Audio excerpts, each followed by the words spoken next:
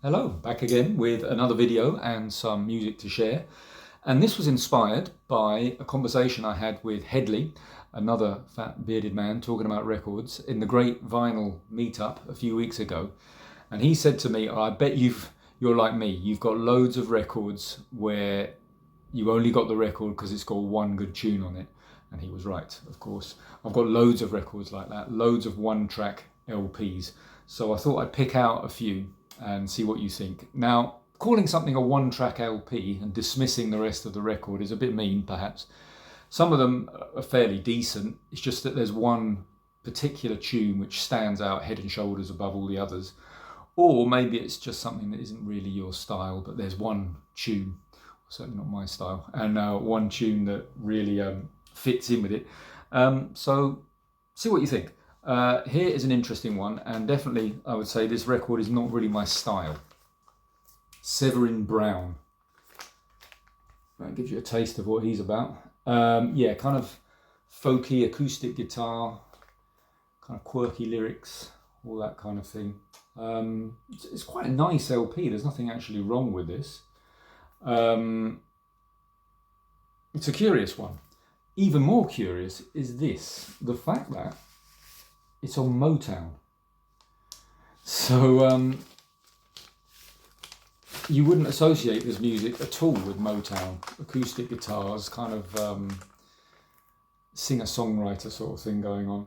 But it's Motown, so it's got to have something a bit more soulful and funky, and it does.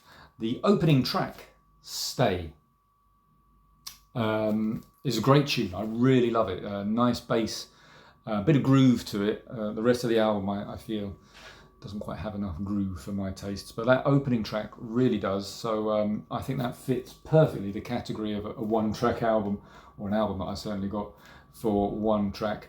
Yeah, blue-eyed soul at its finest, I think. See what you think.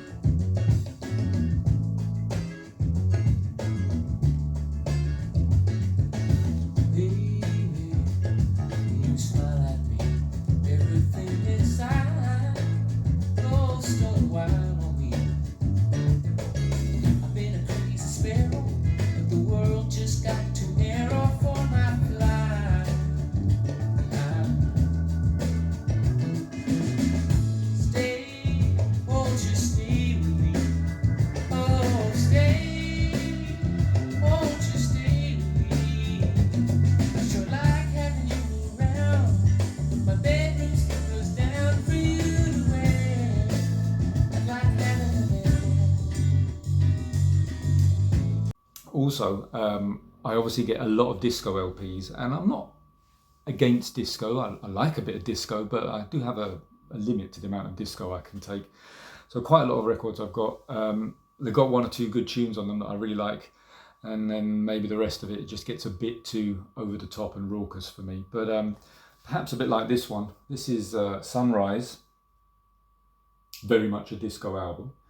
And it's actually a pretty good disco album. I don't want to, and I think it's actually quite sought after, this album. This copy is really crackly, which is fine, because the one song that I don't want to crackle on, it doesn't have a crackle on, so that's really good. The song I'm talking about is I Need You More Than Words Can Say, which is more like a sort of yacht rock ballad, bit of funk to it, bit of oomph, bit of groove. But yeah, yacht rock, I mean, it's kind of like a trendy thing to say. I've heard a lot of people these days talking about yacht soul, which I think is taking the joke a bit too far. But it's that sound, that kind of what they call AOR, mid-tempo kind of thing. Really nice. And actually, like I said, this is not a bad LP. And curiously, it's actually all produced by the Isley Brothers. Interesting. But yeah, really love that one. I Need You More Than Words Can Say.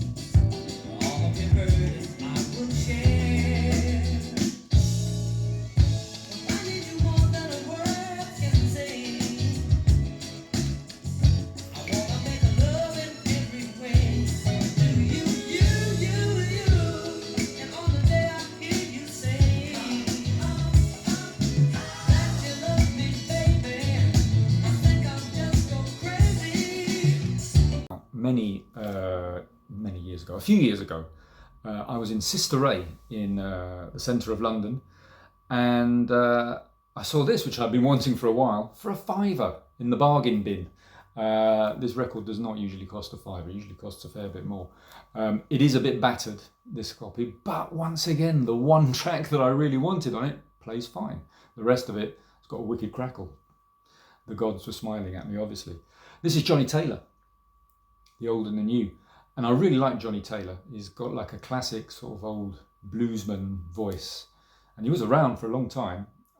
This is obviously late 70s, 1984 we're talking here. So it's a kind of, it's a disco-y, late disco-y kind of, a lot of sort of mid-tempo, up-tempo soul things.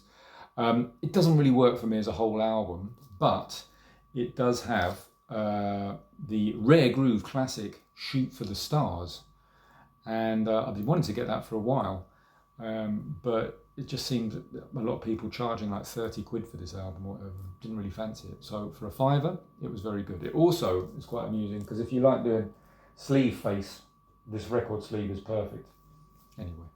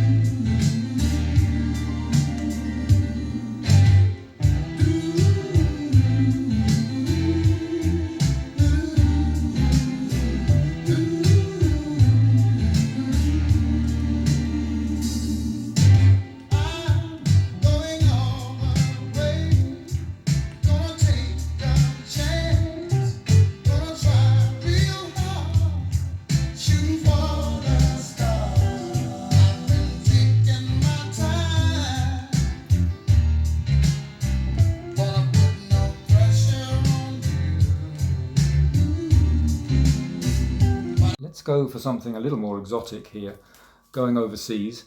Now I'm thinking the last video I showed a couple of Japanese releases. Here's another one, and this is Yumi Matsumoto. Again, this is like a Japanese city pop album, and a lot of it's quite a bit heavy on cheese for my taste. Yeah, very, very soft, very, very pop. But it's got a really nice song, which I first came across as a sort of edit. I can't remember what it's called. Where's the track list? Here we go. We're All Free. Really nice, groovy, that one. Really good groove. I was really pleased to get this. I did a video a while back about record shops. I didn't mention Idle Moments in East London, just off Columbia Road. It's in a wine shop. Idle Moments is the name of a wine shop, but they have something called the Vinyl Delivery Service, VDS Records, which sells lots of Japanese imports. And I got that there, and they're not expensive at all, Japanese imports, for some reason. So I'm really pleased to get that one. Anyway, give it a listen. Record, Heartbeat, which is 1979, in the midst of disco, but doesn't really overdo the disco. It's very much a soul record, and it's a great record. It doesn't count in the categories that I'm talking about, but it has a tune on it called You're So Good To Me, which is perhaps the most, or one of the most loved tunes off that album, and it's great. Sampled later on by Mary J. Blige for Be Happy. Very distinctive tune. But there's a kind of part two to it on this album by Linda Clifford, who worked a lot with Curtis Mayfield, and I think this record is on RSO, so I think it would be with Curtain Records. Yeah, it's not particularly my kind of thing. It's okay, this record, but there's one really good track on it, which is called I Can't Let This Good Thing Get Away, and I think it's basically just a part two to You're So Good To Me. Curiously, Curtis Mayfield doesn't appear anywhere on the credits for this album. He doesn't do any of the writing or production, or even executive produced or anything. But basically, whoever did is just copying, I think, that sound from You're So Good To Me. And all the better for it, I think, because the rest of the album's a bit forgettable. But that song, really, really nice. And that's a nice album. You can get that for a £5. And yeah, why not? A lot of those, or some of those, I know are available on 45s, but they tend to be very expensive to get the 45. So sometimes you just got to get the whole album for one track. That's how it goes. Anyway, that was my theme for today. Hope everybody's doing well. Till next time, all the best.